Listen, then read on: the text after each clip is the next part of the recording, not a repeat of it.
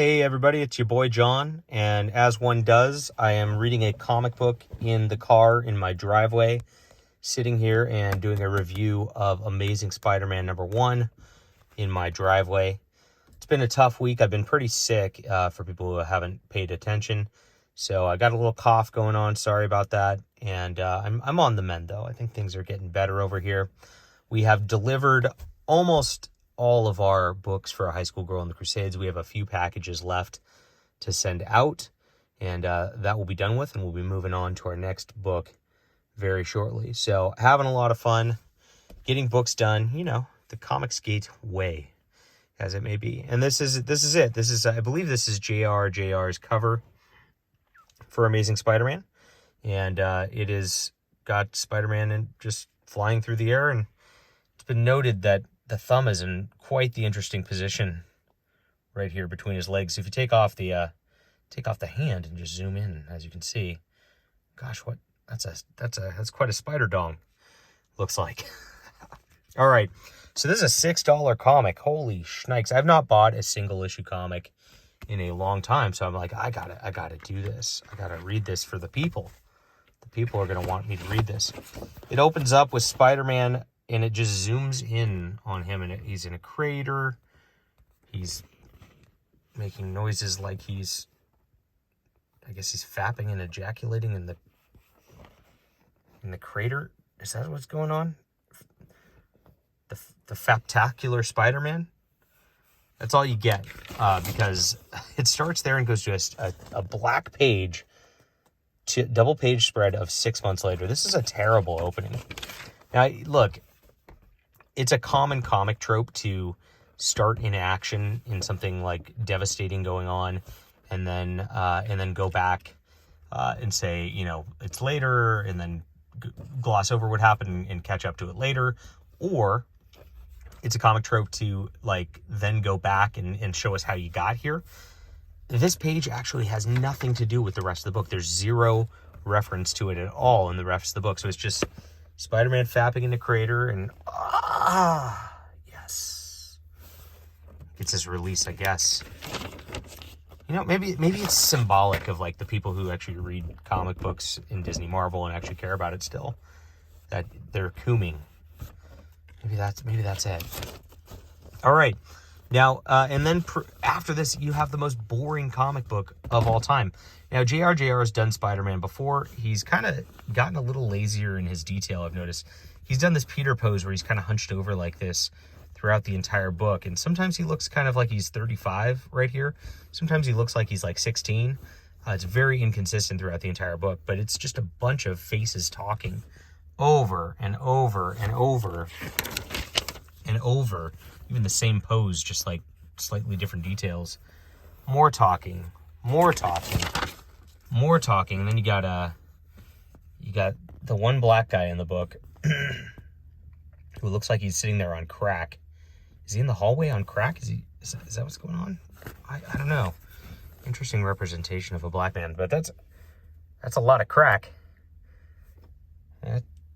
That's a lot of crack. Oh my God. All right. So of course, you get more talking and more talking. And somebody shows up, busts through the door. A lot of ads in these books. Jeez. To get back to talking. And he's got his shave going on. Now he looks like a little kid. This is the most awkward pose here. His arm must have gone out of his socket. This is the back of him, right? Because that's his back pocket. His arm must have gone out of his socket. He looks like he's twisting his head on, like he's a robot or something. Very awkward little pose there. And, the Human Torch shows up. Remember that here's the member berries. Remember Human Torch? But, then they go back to talking. And now the black guy's talking with the bad guy. Talking. So we have a double page book, right? And, it's all talking. Holy shnikes. And then finally we get Spider-Man. I think we are, how many pages into the book before we get Spider-Man? Wow. I mean, this is just who greenlit this? Very odd pose. Again, is classic JRJR, though. Some of it's all right from JRJR. Like, I go back and forth on it. The colors are very odd, though. It's like this muted feminine colors all the way across the books. I don't get it. Spider-Man's not a very feminine character, so that's that. But so basically there's a gang war going on. Stuff's about to happen. That black guy is Robbie Robertson's kid, who's, I guess, asking for Tombstone's daughter's hand in marriage. Mary Jane won't call Peter back. Aunt May is mad that Peter keeps disappearing. So there's nothing like new about Spider-Man that's really offered in this entire book at all. Like, it's just all old stuff rehashed. And finally we get into some action after like 30 pages of the book. The action looks all right. I remember this character from JMS's run. He's like this old gangster who like is irradiated, and Spider-Man rips off his fingers. That's pretty cool. There, I'll give credit where credit's due. That was pretty cool. And there it goes. Now, I think the dialogue's a little interesting. I just don't feel like he has a handle on the Peter Parker quipping, because there's an innocence and a wittiness to Peter Parker, and it just like, it doesn't come across in anything I've seen through this stuff so far. But we got a few pages of action. The criminals disappear. Spider-Man's tired from chasing the criminals. He failed. And then he goes back to talking. And then Tombstone's talking. Full page of just pointlessness where he's looking around, and I guess Tombstone's place blows up.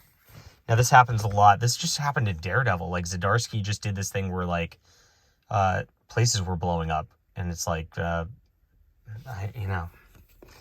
it's just been a lot of stuff that's been done. And there's just not enough action or interesting things happening to carry it. Peter's just kind of hanging out. More pages of Peter just hanging out. Looking around, just hanging out, talking. Tombstone wants to meet with him. Tombstone looks very interesting here. I don't know. More talking. This is a pretty gay-looking drawing of Peter. I don't know what happened here with the detail. Look at that. He's got no eyeballs. He looks like he's like a... He's got that same hunched over position as earlier in here. Now, this is something that that really got me, because they had Peter talk a certain way. Trying to do his quips. We've met Spidey. Cool guy. Super funny. Ass with the ladies, though.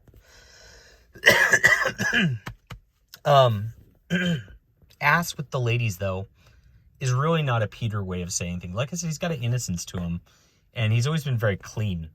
So that just jarred me dialogue-wise, to where it was like, ugh. All right. So more talking with Tombstone. More just like looking off into the distance. Mary Jane's back. And this is the most shocking part. And yeah, we're going to get to a huge climax where there's this battle with Tombstone. Not in this book, guys. It's all there's 4 pages of action in this entire double-sized issue. If you're going to use a double-sized issue, why would you just make it entirely talking with nothing going on? This is insane. Absolutely insane. So Mary Jane sees him out the window for some reason. And it turns out, and look, what the hell's happened? What happened here? That's a male jaw. She looks like she's Invader Zim or something. What the hell is going on? Like, his art's just so inconsistent, JRJR. It's like, I don't get it. And then she's like living with this like geeky Sean King guy. You know, Sean King, the race baiter on Twitter. Except for this guy's a little blacker than Sean King. Sean King's a lot. Like, I would have, like, this is more Sean King's actual skin color. This is done kind of weird. It's like a cross between Sean King and Urkel. And it turns out, like, then there's these kids that are calling her mommy. It's like, so I guess Peter got cucked by Sean King Urkel. What the hell is going on? And then it ends. That's all you get. So you come back to comics. Oh, it's a brand new Spider-Man #1. Maybe I'll get back into comics. This is literally the first single issue of a comic I bought from the mainstream industry in like a decade. Holy crap. And it's just like, it is the hottest garbage I've ever seen. Like, it is poorly drawn. Even JR, I don't know what happened to him. And it's talking. That's all that goes on. And there's 2 pages of text about how he's so excited to write Spider-Man after that, which is kind of boring. But they do the same thing. They do the Marvel movie after credits scene.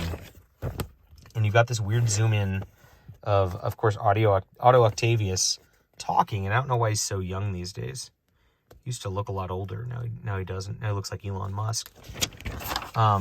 And that's it. He's trapped somewhere.